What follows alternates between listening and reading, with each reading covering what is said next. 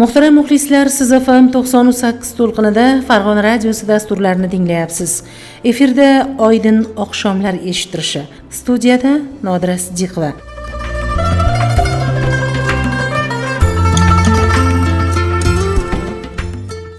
Tabarruk juma oqshomi siz u bizning xonadonimizga barakalar yog'dirsin, ma'rifat nuri oqshomlaringizni nurafshon aylasin deya dasturimizni boshlaymiz.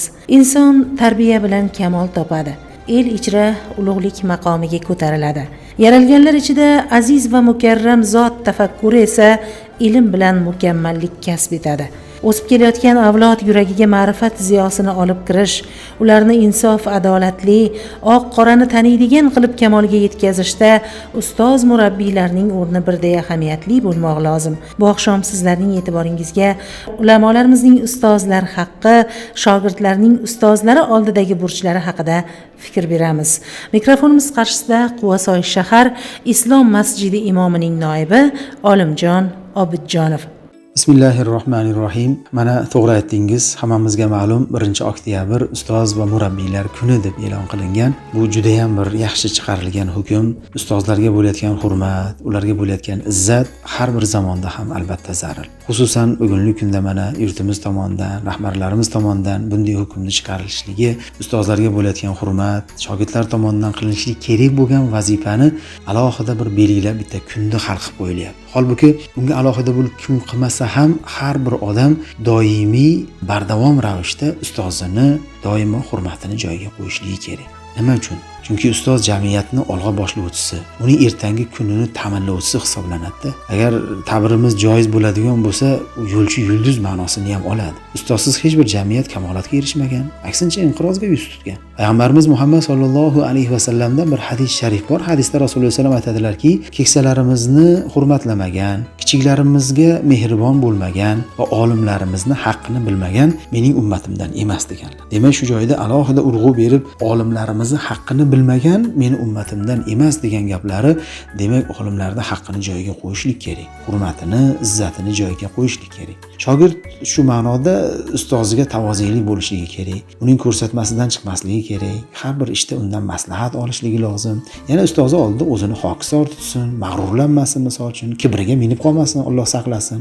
Ustoz xizmatini qilishlikda doimo shay turishligini ham ulamolarimiz alohida ta'kidlab o'tganlar. Ta'lim oluvchi bola ustoziga doimo hurmat va izzat nazari bilan qarashligi ham kerak. Ba'zi bir holatlarda to'g'ri paydo bo'lib qoladi. Misol uchun shogird ustozdan kelayotgan ba'zi bir aziyatlarga sabr qilmog'i kerak. Chunki bu holda ustozdan ilm olishlikka monelik qilib qoladi agar ustozdan norozi bo'ladigan bo'lsa. Albatta ustoz shogirdlarni bekorga koyimaydi. Shogird bunday paytlarda o'zini taftish qilsin, ustozdan uzr so'rasin.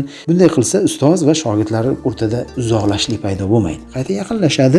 Shogird xato qilsa, ustoz uni to'g'rilab turadi. To'g'rilab qo'yadigan insonni hurmatini joyiga qo'yishlik kerak. Chunki u to'g'rilashligi qilmasa shu ishni, demak shogird noqisligicha qolib ketishligi mumkin. Undan yoshda ulug', ilmda ulug', tajribasi ko'p. Shu ma'nolarda demak ustozni hurmatini albatta joyiga qo'yishligimiz kerak. Ulug' salaflarimizdan bittalari aytadilarki, kim ilm olishlikda sabr qilmasa, nodonligicha qolib ketadi. Sabr qilsa dunyo va oxirat saodatiga erishadi deb turib, demak ustozdan yetayotgan, ilmdan yetayotgan ba'zi bir ozorlarga chiroyli sabr qilishlikni tavsiya qilib o'tganlar. Bundan tashqari misol uchun shogird ustozi huzurida odob bilan, tavozi bilan o'tirishligi kerak, chalg'imasin, e'tiborini boshqa tomonlarga qaratmasin, o'tirganda barmoqlarini qirsilatmasin misol uchun. Oddiy bir ma'no, behuda yo'talmasin, tomog'ini qirmasin. Shunga o'xshagan holatlarga ham hatto e'tibor berilgan. Yonidagi boshqasi bilan gaplashmasin. Bular nima bo'ladi? Bular ustozga behurmatlik sanaladi. Chunki ustoz ro'parasida qancha talab ilm o'tirgan bo'lsa, hammasini ko'rib bilib turadi. Nima bilan mashg'ul bo'lyapti, nima bilan shug'ullanyapti. Shogirdning bitta noo'rin harakati ustozni ranjitadi. Fikrdan chalg'itib qo'yadi. Natijada dars maromga yetmaydi. Shogird ham misol uchun to'liq mukammal ta'lim ola olmay qolishligi ham mumkin. Shu sohada yana ba'zi bir holatlarda ulamolarimiz aytadiki, shogird ustozdan bir hukmni yoki qimmatli fikrni yoki bir hikoyani eshitadimi, she'rni eshitadimi, mayli. Uni yod olsin, esida saqlab qolsin. Tinglayotganida hayrat yuzi bilan qarab tursin. Ustoziga ko'zidan, yuzidan bilinib tursin ustoziga hurmat qilayotganligi. Shogird dars paytida hafsalasizlik qilmasin, balki zehnini o'tkirlatsin, savollarga javob berish uchun harakatini qilsin. Ustoz aytgan darslarni albatta tayyorlasin. Misol uchun birorta so'zda anglamay qoladigan bo'lsa, albatta ustozdan so'rasin. Qayta so'rashlik ustozni ranjitib qo'ymaydi. Balki shogirdini talabchanligi, darsiga loqayd emasligi ustozni xursand qiladi. Hazrati Navoiyda ham bir gaplari bor-ku, so'rab o'rgangan olim orlanib so'ramagan o'ziga zolim degan tanki hikmatli she'riy baytni ham aytib o'tganlar. Umumiy qilib aytganda bir so'z bilan aytishimiz mumkin, ustozni roziligini topsin, hurmatini, izzatini joyiga qo'ysin. Toyinki ustozini hurmatini joyiga qo'ymas ekan, undan bilim ololmaydi. Olgan taqdirda ham yuqmasligi mumkin, kelajakda unga bir manfaat bermay qo'yishligi ham mumkin. Shuning uchun ustozni hurmatini joyiga qo'yadi, kitobni hurmatini joyiga qo'yadi, sheriklarni hurmatini joyiga qo'yadi. Alal oqibat u ham hurmat qilinadigan bir maqomga, ya'ni bir olimlik maqomiga chiqishligi bor. Bugungi kunda yurtimizda ustozlarga bo'layotgan bunchalik hurmat, izzatlar, mayli qo'lidan kelgancha misol uchun bir ikkita gul olib tabriklab qo'yadimi? Telefon qilib ko'ngli ko'taradimi ustozini? Murabbiylar kuni bilan tabriklaydimi? Bu har qanaqa shogird uchun bir faxr bo'lishligi kerak.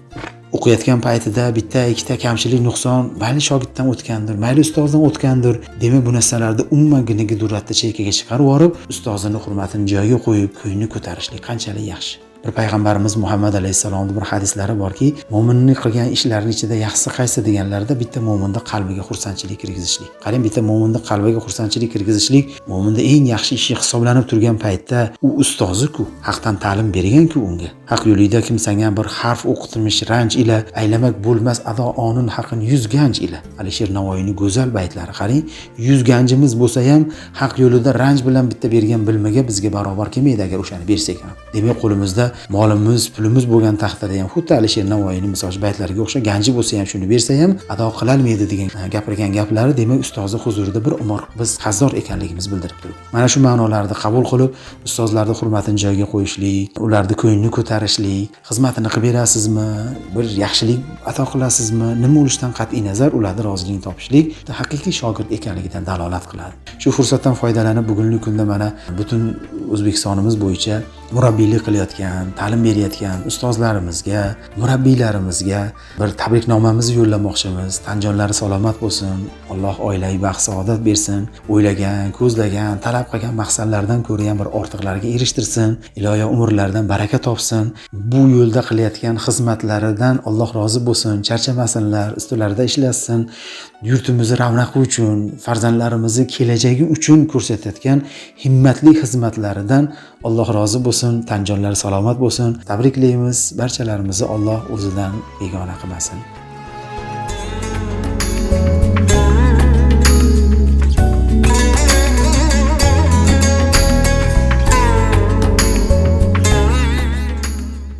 Tarbiya inson uchun chegarasi yo'q mezon. Beshikdan qabrgacha izlanadigan ilmning samarasidir tarbiya. Shunday ekan, har birimiz hayoti dunyoda tiriklik sharobidan bobahra ekanmiz, har onimizni ogohlik bilan o'tkazishimiz, har lahzada ong va tafakkurga xavf soladigan xatardan saqlanmog'imiz shart. Kattalar el yurtga manfaat yetkazadigan komil inson tarbiyasiga daxldor ekanini unutmaslik kerak.